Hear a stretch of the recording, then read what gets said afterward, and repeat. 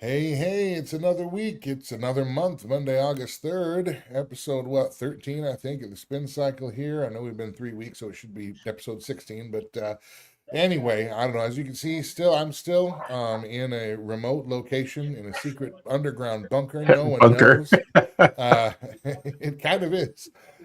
Um, I'm using like three different internets of suspect quality, so hopefully the broadcast will be okay. Today we'll do our best. The next couple of weeks are going to be like that, but it will calm down. So I appreciate you being with us. Andrew Southwick, RC Williams, with you here on this spin cycle here, and RC, we well, I guess we should say this because you brought a story that I think is worth noting here, particularly when it comes to gas prices. I did a lot of driving last week and over the weekend, in fact, and I'll tell you what, I want to say Friday night I saw gas at 340 something. The Yeah. next day I saw it in some places over $4 along my route. And that coincided with President Trump at the same time saying, "Hey, Iran's going to come to the table." He called off some strikes, and then, of course, as we're going to talk about in just a moment, Trump says that Iran welched on the deal. So actually, let me bring that up. I got to share that screen here real quick. Not idea. Here we go. This came across Fox News. Where's my two-shot with the screen here? It's like on again, off again, on again, Oh, off again, on again, yes. off again. Well, it is the 3,847th victory we've had in the war that's not a war. And it's fantastic. Everybody went and celebrated and saw the new Spider-Man movie. So, that was fantastic all around the world. Anyway, let's see. Is this going to show up or is it going to not show up? Let me see here. Oh, it would help if I brought it on the screen. There it is. Oh, hey. Okay. Trump cancels Iran strikes at country's request ahead of Monday talks.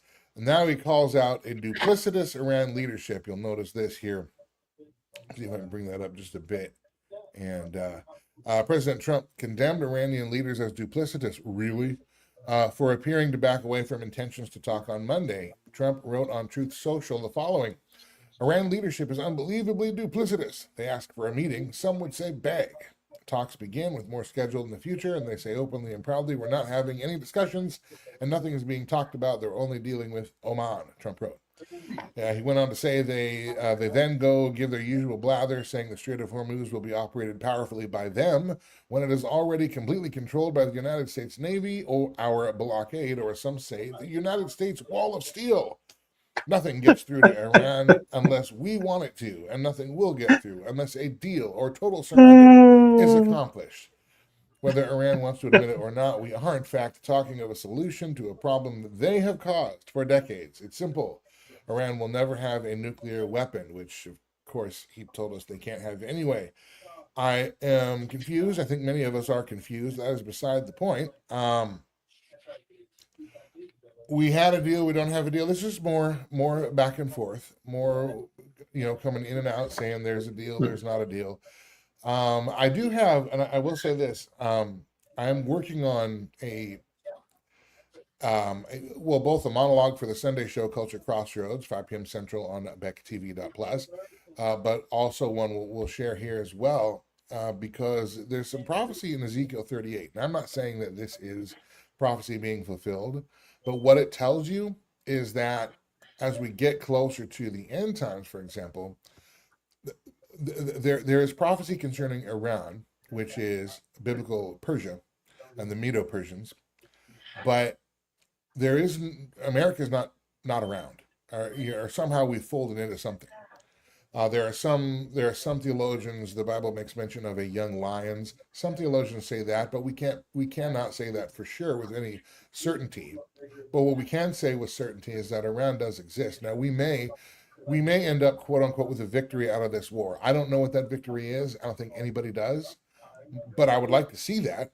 I mean, I would love to see the pre 1979 Iran come back. There was a measure of freedom of religion in that area. There were more Christians back then. I also believe that again we're dealing with a regime that is one thing and a people that is another, and in Hmm. Iran, and they many of them are not um, Muslim or Islam, or in terms of with the or in line with the Iranian regime. They'll say what they have to stay alive, but they don't want this regime. They want them overthrown. Of course, how are they going to do that? We say people rise up. They don't have anything to rise up with. Aha. Nonetheless, here we are again doing more of the same. And this is the latest news on Iran as of this production. So just first, state of affairs. But anyway, I'm working on that, so I'm going to get more into that and those details later on. Because again, and the reason I mention that is because I've been contending the entire time that the thing that President Trump is missing in his execution of this war is the theological implications of what is going on. I don't believe Donald Trump actually has a theological leaning one way or another. He is transactional. He believes he will make it to heaven because he thinks he saved thousands of lives in COVID with Operation Warp Speed. He continues to say that, especially when it comes to whether or not, in his words, he will get to or make it to heaven. Okay, so that really tells you his worldview. The problem is when you're dealing with this kind of theological fervor, when you're dealing with this kind of religious fervor, you have to approach it with at least that understanding that they're not dealing with the same deck of cards that you are. And it's not your of course they're duplicitous. One of the things they do is they'll buy time so they can be restocked with weapons. And we know that China is also helping them restock those weapons too. So they'll say whatever they need to get a little bit of a pause to restock the arsenal. And then on the nonsense about we control the Strait of Hormuz, do we? Why are the gas prices so high then? Why is the energy so high? Why are we so if we control it, why are we still having all this issue? Why are we still having all this quote unquote conflict, war that's not a war? Hmm. Um, Iran has also said just this morning that they don't intend on, if they are to win, or again, whatever winning is, but Iran has no intentions on restoring the Strait of Hormuz to the same kind of control it was prior to February 28th. So again, I'm looking for what are we doing? What are we getting out of this? What is happening? Or are we in too deep that we're just trying to look for a way to CYA and do all this other stuff? I have no idea. And we're already at a point, as we talked about last week, where you have GOP talking heads going on GOP networks saying that GOP voters need to get used to higher prices or that they're not American. I mean, I don't know. I don't know where to begin and You or get used go. to it. Yeah, yeah. I know. Can you imagine that, Uncle Sam? You get used to You it. get used to it. That's I what I mean, was thinking. anyway, all right. See, Andrew, listen, man, I think we kind of missed the bus here. We should have set up our prop bets on Polymarket and Kalshi oh to boy. time out each time we were going to be on again, off again, on again, off again, because we would have profited from the spikes in gas prices. And then we could have told everybody else. And then at least in some way, we'd be able to afford our gas. I mean, I don't know what game is afoot here. Let me take that back. I know what game is afoot here. I wonder out loud why it's being played the way that it's being played. In what world does playing yo yo with gas prices, grocery prices, and people's lives make any type of sense? President Trump, the administration, please, a memo from the American people. Dear gentlemen, if you would please cease discussing whether or not someone is coming to the table until such a time as you have a deal in place, Iran is brought to heel, the Strait of Hormuz will open and return to normal, and things will flow without interruption. Thank you for your attention to this matter. Signed, with love, the American people. You're not kidding. At the same time, there's a report, but I can't bring it up because I didn't pay for it, so I'm not going to show it on the screen. But Love Reuters it. reported that Trump is demanding lower gas prices, and he is calling on the gas companies, the gas stations, to bring the prices down at the pump. Isn't that the same thing that President Joe Biden did? In during COVID, he said, remember, and he made a big national address, and he said in his Joe Biden way, gas stations bring the price down, and then he whispered at the pump, the way he does. And so now we're using Joe Biden tactics and intimidation tactics to get private gas station owners to go out and lower their gas prices. Meanwhile, I mean, again, if the Just, Andrew, it's our policies and actions that are raising these prices, and then of course different states have different levels of gas tax. The owner of the gas station can't do anything about that, and they have to make a certain amount of money to make a living. President Trump, above all people, should know about that. You can't just say, I mean, you can't just say lower the gas prices and then magically, oh well, since you said so, we'll go ahead and do that. No, obviously there are major market forces at work that are driving those costs up, primarily driven by the fact that the Strait of Hormuz is open slash closed slash open slash closed, that the United States controls it but still has no control, that we've defeated Iran but they won't come to the table, that we're in a war that's not a war. You think that might affect what's going on every time we pull in for some unleaded? hey, there are lags, by the way, in that, right? Because the oil supply is done a couple of months ahead, right? So some of this is priced in. Then you see some immediacy when a mouth is opened or a mouth is closed. I, um, reading that piece from Reuters, Andrew, 'cause I think I shared that one with you. It was interesting that President Trump's logic was he didn't believe that Chevron showed enough fealty for all the hard work that he and the administration have done in this process, and that they should get in there and bring gas prices down. Sounds a little socialist, communist kind of to me, but I digress. Here's the other thing, and I know people are frustrated because I'm frustrated right along with them, right? You're right, Andrew, about the gas stations. Here's the other thing is that gas is actually a gas station's lowest margin product, right? They barely make any money on gas, which is why they want you to come into the convenience store, which is Mm-hmm. why we're in the Southeast. Wawa is so popular, and insert your place here, because they've got to try to make money. So yes, they have to do that. Now, some will compete depending on vicinity, but look, I think the reality is this: is that it's going to get worse if this doesn't get solved, because the phantom that we're running up against is the supply overall, right? I think we said this a week or two ago. I said, if we get to the end of August and we are still in the same boat, be prepared for things to start costing even more than they already do, because our supply line now starts to dry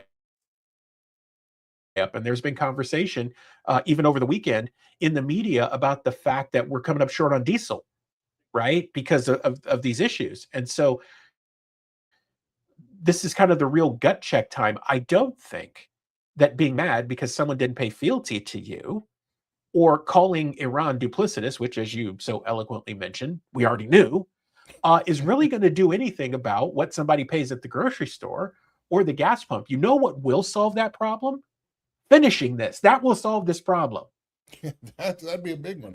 Finishing that, and again, as we have said time and time again, as many have said time and time again, stop spending money. It's certainly at Biden era levels, and even Trump 1.0 levels.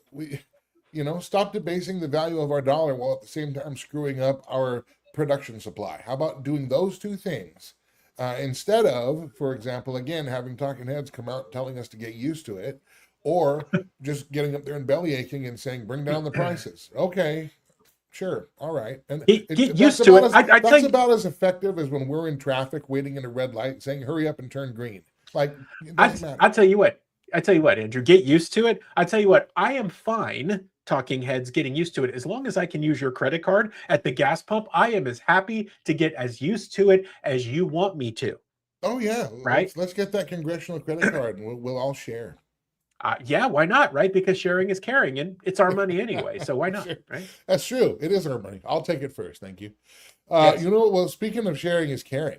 The I don't know if I want to describe him as erstwhile, but the Oh boy. perhaps infamous, I don't know, James Carville, Democrat strategist, certainly was came to rose in I believe 1980 or so election, and then of course was tied in with the Clinton campaign and everything.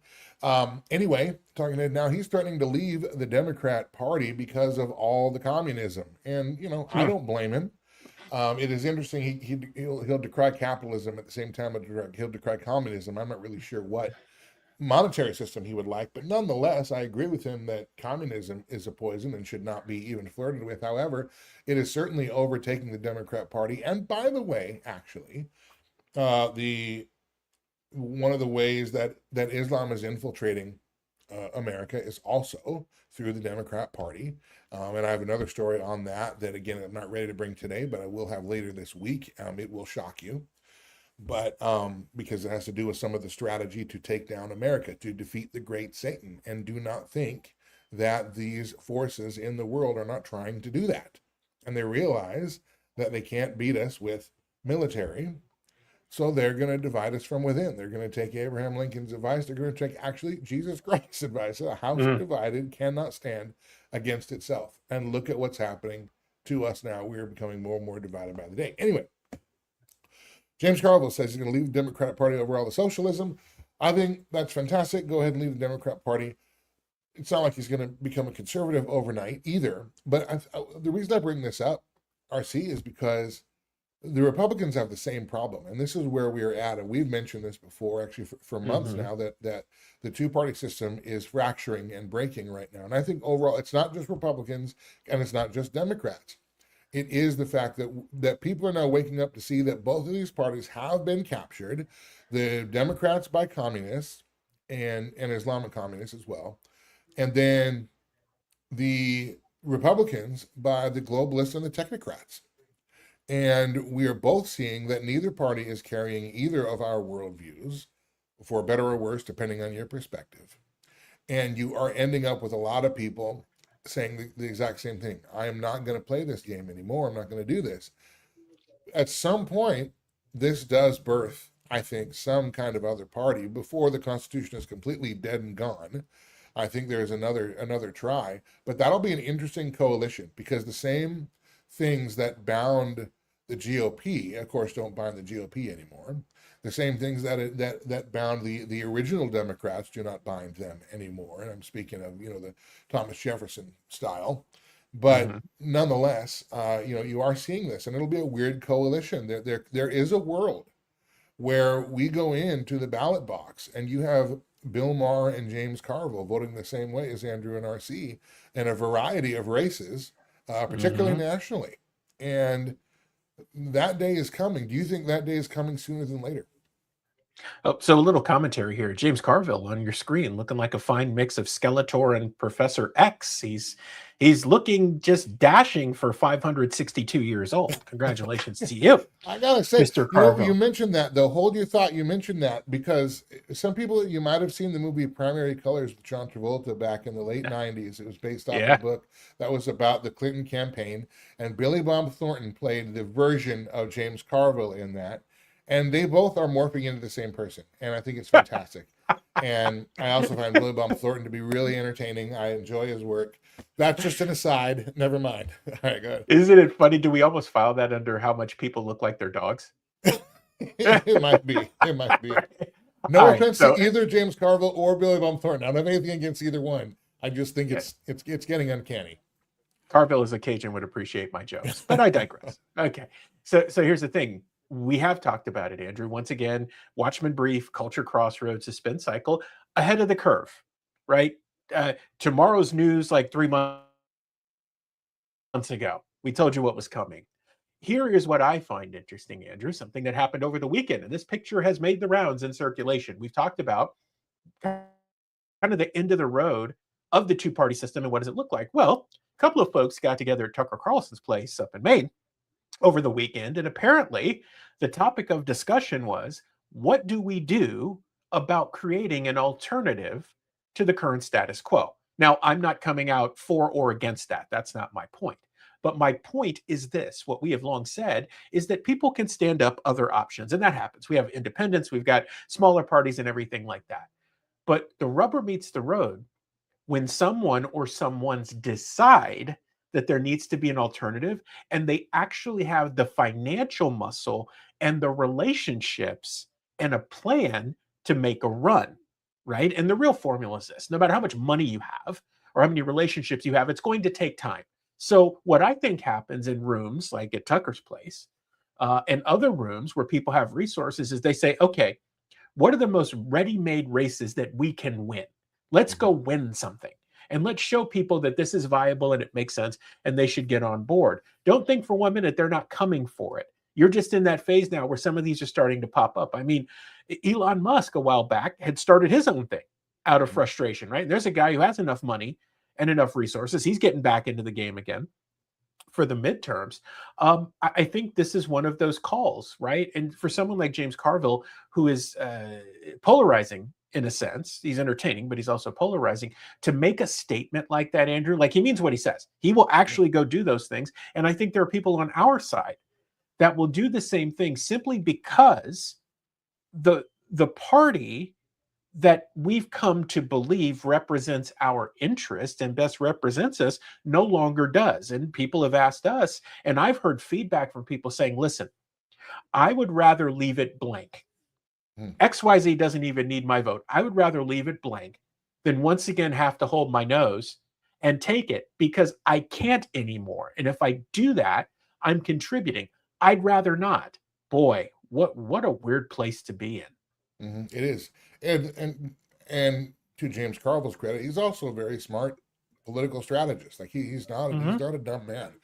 And we would certainly disagree on the fixes to the ills of America in large case, but we do agree on communism. And again, that's why this is like a Twilight Zone. Or actually, well, it is a Twilight Zone, but also, did you ever watch Swing Vote with Kevin Costner? Like I think four people watched it. I was one of them. Yeah, I enjoyed it. And if you haven't seen it, Kevin Costner, it's basically about through a turn of events, he ends up being the one vote that will decide the presidency. And you have Kelsey Grammer, who was Frazier, and then the late Dennis Hopper playing the Republican and Democrat candidate for president, respectively. And they're both just pandering to this one man and trying to figure out what he wants. And in so doing, they flip positions. All of a sudden, the Republican is running as the liberal, the Democrat is running as the conservative. Neither of them are being themselves, that whole thing. But it seems like in some degree that is happening when it comes to things like data centers.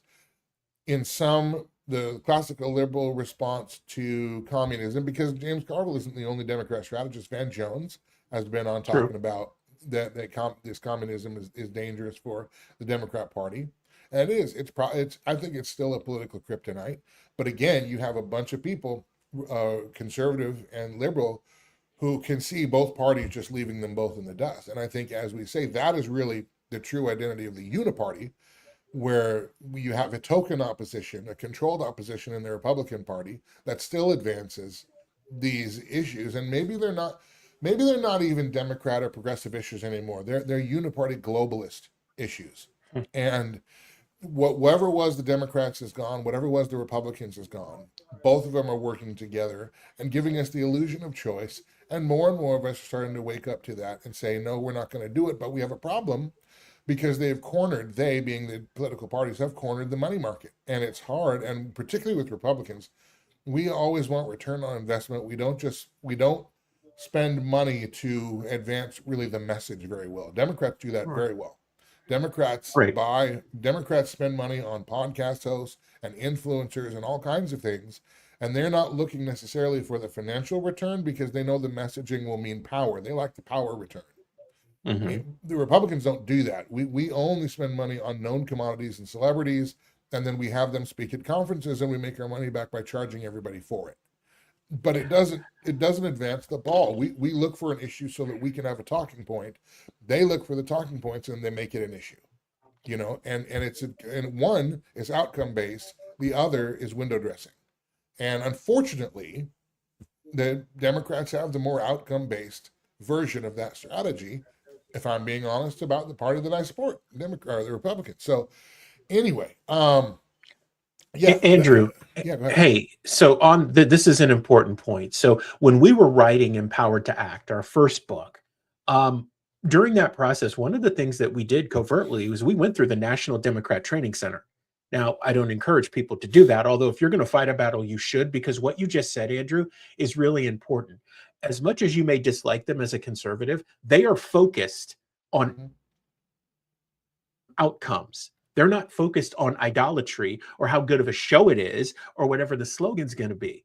It's like the gentlemanly swordsman fighting against the guy who's doing it Krav Maga style. All he cares about is winning.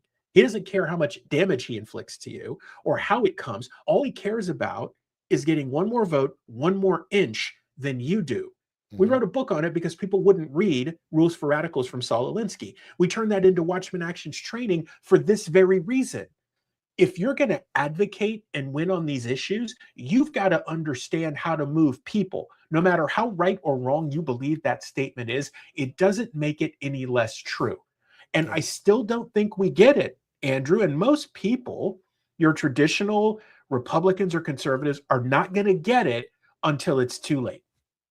And yeah, and when you talk, and so that's why I think you have guys now like Tucker Carlson and Elon Musk, people that either have the money or have access to the money now saying there's an opportunity to do this. And I do think that strategically, they're, as you said, they would be doing that correctly politically. Find the races you can win, and not just as a proof of concept, but find the races you can win. Start to get that party, whatever that is, legitimized, because then you have a little bit of a groundswell, and it's not just the Green Party or the Libertarians that make a nice statement and they sit down, or the weird cartoon dudes that show up on every election and make a farce of themselves.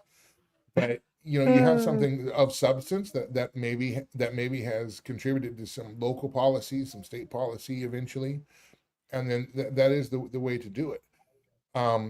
However, I do think that I don't know that America has, I don't know, it's hard to say, but one question is, how much time does America, as it currently sits, have before it's not America anymore? Before too much power has shifted to the executive. And I think that's the clock we're running against. And the problem is, we don't know. We can't see that clock. We don't know what the timer is. Correct. And do we have as much time as the GOP had to build their party in the days of the Whig to eventually replace them for, at the 16th president? Or do we need to move a little more expeditiously and aggressively than that, politically speaking, in order to get some of this across? I do think there is, and does exist, a great swath of America that we don't agree socially. I think we clearly don't. And we don't agree necessarily on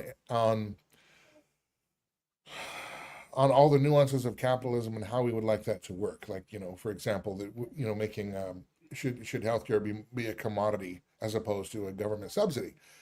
However, there are enough of us that still say we still want America as founded constitutionally, and that is what we would consider that today, a bipartisan peace. I think that's there. How do we capture that vote and get enough of that vote away from the uniparty to begin to turn this around? That may be, if America is not going to have a national divorce, that may be the way we have to do it, because I think both parties are gone. Neither of them are listening to their constituents, and they don't have any desire to. I never thought, we got to run in a couple of minutes, but I really never thought ever you would see, well, any party, but certainly the Republican Party, go on national TV, look their own voters in the face and say, get used to high prices. You would never advise a candidate to say that. You'd never advise a party to say that, but now that's our position. Get used to it or you're not American. I'm sorry, no. If you like your oligarchy, you can keep your oligarchy. Yeah, or as it is popular to say now, they can get the flock out of here. Well, there you go. I gotta make some T-shirts about that so we can sell some swag, like flock off and things like that. I gotta stop giving away these good ideas. Somebody's gonna steal them. All right. I know. All right. Well, we gotta wrap it up here for today. We'll be back tomorrow, roughly midday. I never know what time we're going to be on. Eventually, we'll have a regular time. I do promise. But anyway, thank you all for checking it out. If you haven't yet, please like, share, comment, subscribe, all that good stuff, whether you like us or hate us. If you would, try to keep it at least marginally civil. All right. We may not agree, but we can still have a conversation. It can be okay. Let's be the chain breakers here on social media. Anyway, for R.C. Williams, I'm Andrew Southwick. R.C., give us a rundown. Where can people find all of our other stuff wherever it exists? Yeah, Andrew, all things start with watchmanaction.org. You can find links to everything about Watchman Action. Also, the Watchman Action Network. Now, if you're in North Dakota, we are on Bet Cable Channel 40, so you can watch us over the air, but you can watch us streaming anywhere. We're on YouTube streaming live 24/7. We're on Rumble streaming live 24/7. We're on X, all under Watchman Action. You can find plenty of episodes of the Culture Crossroads, and the Spin Cycle airs every weeknight, 9:30 p.m. Eastern on the Watchman Action Network. So if you missed part of today, just make sure you watch tonight at 9:30 Eastern. You can get the whole thing. All right. Well, for R.C. Williams, I'm Andrew Southwick. This has been the Spin Cycle. Thank you for hanging out with us. We will see you next time.